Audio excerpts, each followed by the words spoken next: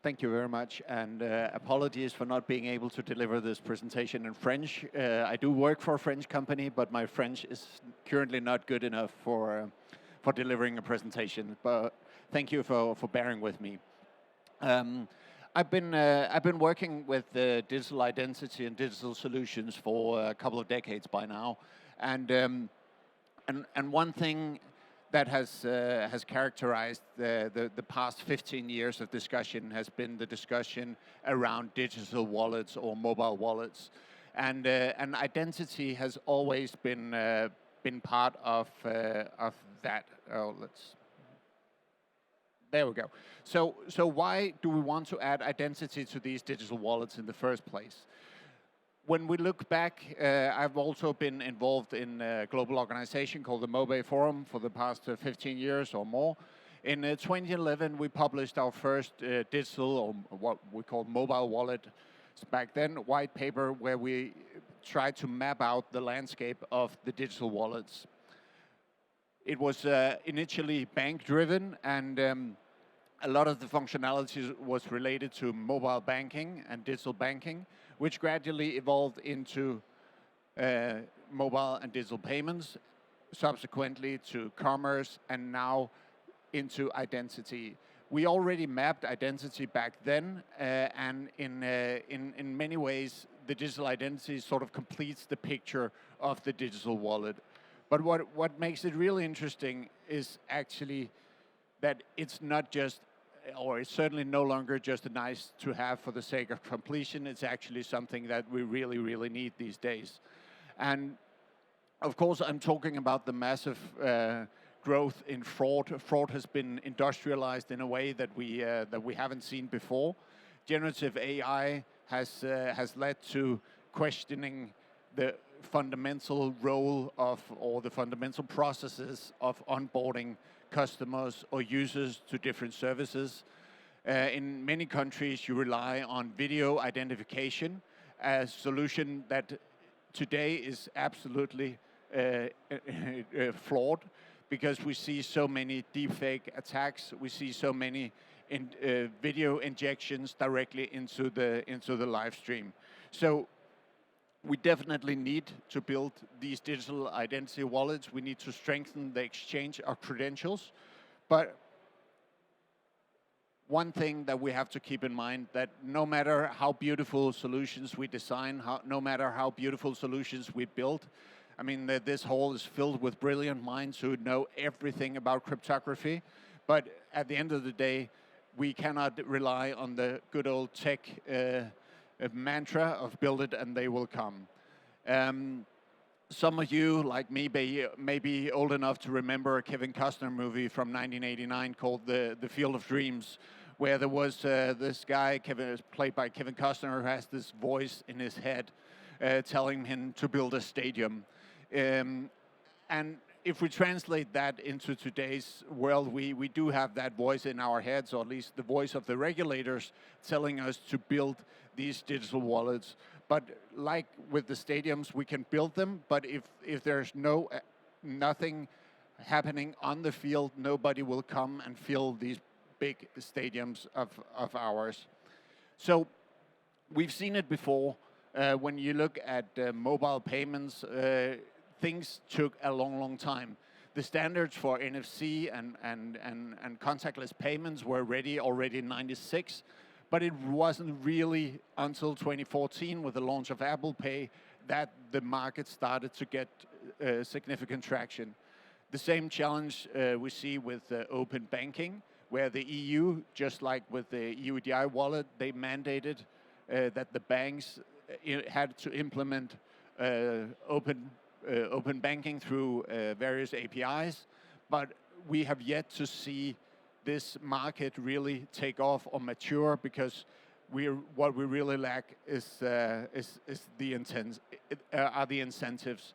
So how do we deliver incentives around digital wallets and make sure that they are not just technically viable, but that they are actually delivering value to the people, users around the ecosystem? This is the good old triangle of trust.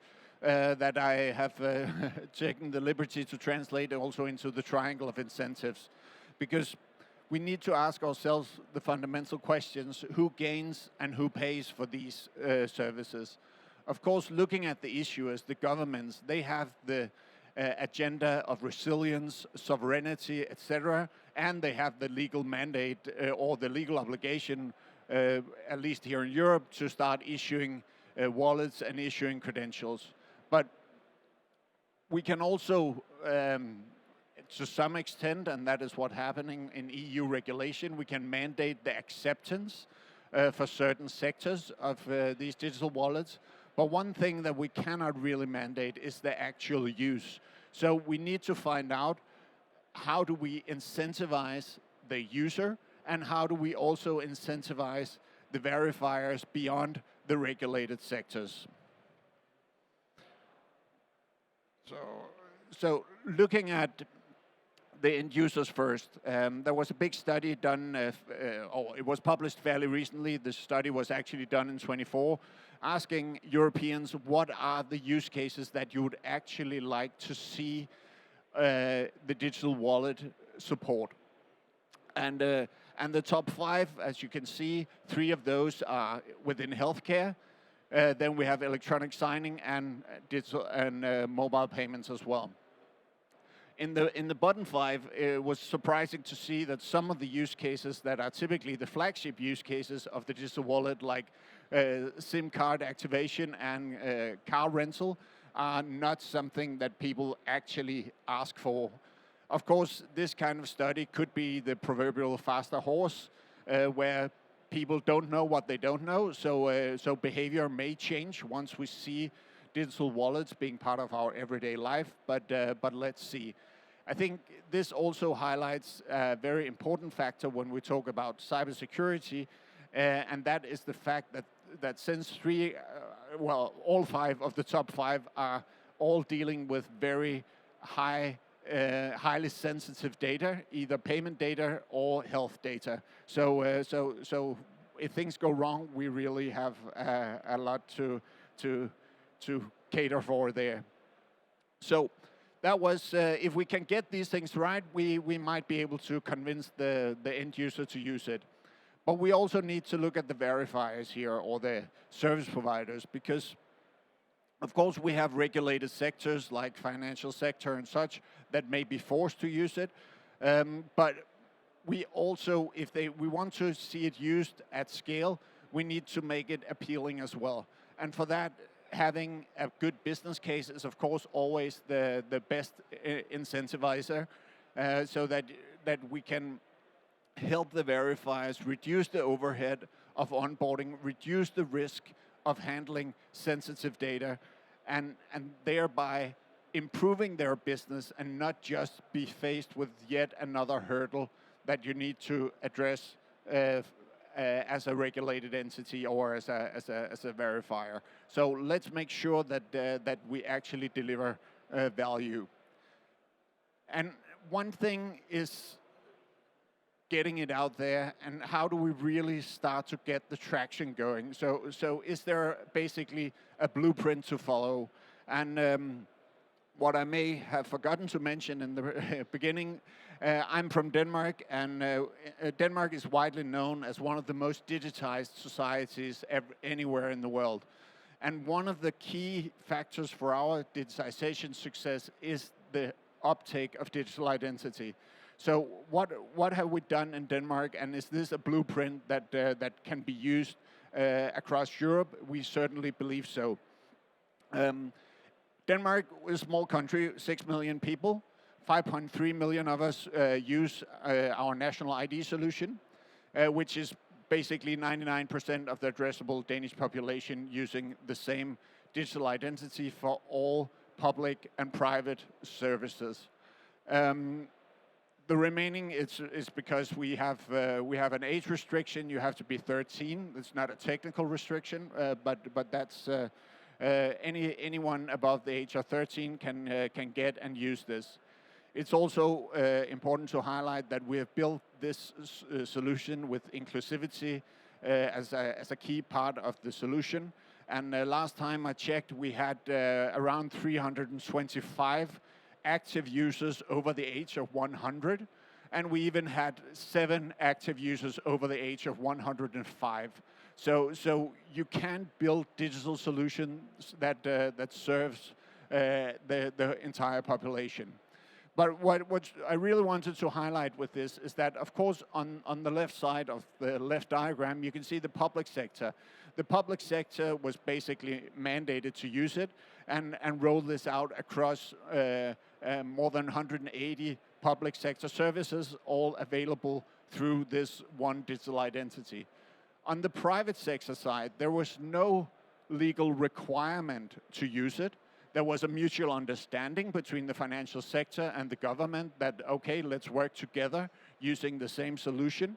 But besides that, everything on the private side, private sector side, has been driven through incentives for the service providers, because using one common set of credentials has been the most effective and also in many cases the cheapest way for service providers to securely facilitate onboarding, logons, signatures, etc. The way we have managed to onboard more than 2,000 private sector service providers, providing close to 10,000 different digital services, is through what we call a broker model. So instead of the government trying to onboard service providers directly, which would be quite the bottleneck in terms of scalability, we have created the notion of EID brokers who actually make it their business to sell access to the shared digital identity infrastructure. This has several benefits. First of all, it creates a commercial incentive for these brokers to onboard service providers, and it also ensures that you have a scalable model that ensures that the service providers will get the support they need, and also certain types of service providers like gambling, adult content, etc., where they don't have to, or the government don't have to enter into direct contract relationships with these. This can be, this will give an arm's length distance to certain segments. So this blueprint has been the key to success in Denmark, and we're proposing a similar setup for the EUDI wallet. So looking at if you're a service provider, looking at all of this, of course you need to revisit your strategy. How do we interact and integrate into this new reality of the EUDI wallet? The wallets are certainly not making things less complex, at least not initially. You still need to make sure you serve all customers, even if these customers choose not to use the wallets. So you would need to apply a holistic strategy, ensuring that you can onboard customers and serve them regardless of the customer choice. So we are in a very, very interesting place in Europe, and the rest of the world is looking to us for leadership in digital identity. And I, for one, remain super optimistic about the digital identity wallet. But having seen my fair share of large-scale digital rollouts, I also have grown a little more realistic or skeptic, some may even say cynical. So it will probably take a while before we get there. But one of the ways to get there is to build a market and not just have the mandates. We need the commercial incentives for all involved parties to get this flywheel rolling with more services, which will attract more users, which again will attract more service providers, providing more services, etc., etc. So we are off to a good start, but the mandates in themselves will not give us the market and the success we want. We need to move beyond that. That was what I wanted to share with you right now. I'm happy to take any questions. My French is decent enough to take the questions in French, but I will probably need to answer you in English. Thank you.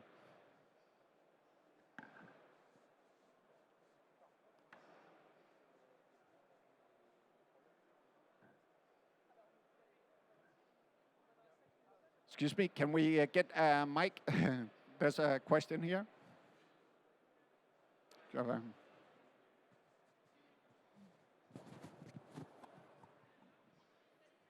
Yes. We have. I just want to ask you if you have some questions. Yeah, we have one here. Yes, just one for the moment. Just one for the moment. Thank you. Hi, nice to meet you. Hi.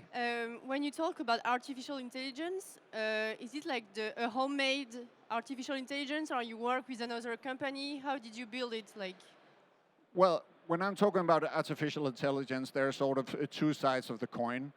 One is the fraudsters' use of artificial intelligence, that we see all of these deepfakes, and we've seen more than 30% of all document fraud right now is using generative AI to forge documents. But on our side, in terms of validating documents, both physical ID documents that we validate visually, but ideally also validate electronically using the chip in the document and the issuer certificates in the document. But for those countries where we do not have access to a chip, or where there's no chip inside the document, we use Iron Group bought some years ago a Dutch company called Casing Technologies. Casing Technologies is one of the companies in the world with the largest database, or reference database of identity documents and banknotes for that matter. And that means that we have a massive data set of document templates, and we have trained AI on top of that to recognize document templates against that data. I don't actually know the provider of the model, but I know that we are providing the data that we are training it on. Christian, you have another question. Yes, hello. I had a question related to, so digital identity identifies the person. There are several use cases right now about verifying age, like with all these laws that say minors cannot access social media, for example. Yeah. Is this a service that you can provide not to identify the person, but only their age? Exactly, and that is something that we do indeed see a great demand for across all sorts of sectors and businesses, from alcohol, tobacco, adult content, gambling, etc. And all of these, they generally don't want to know who you are. They only want to be able to demonstrate that they're compliant and they had checked your age.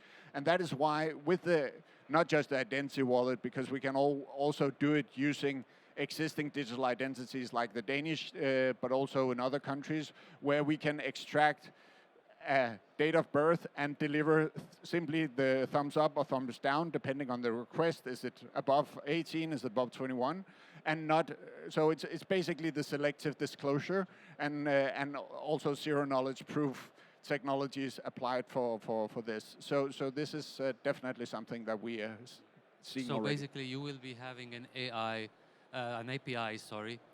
that can disclose whatever is needed by the provider, exactly. be it age, or maybe we'll find some other use case at some exactly. point. Exactly, and that type of credential exchange is exactly the future that I envision as well, on a broader scale, that it's not all cases that the service provider needs to know who I am. I mean, when I checked into my hotel yesterday, they did the typical thing of taking a photocopy of my passport.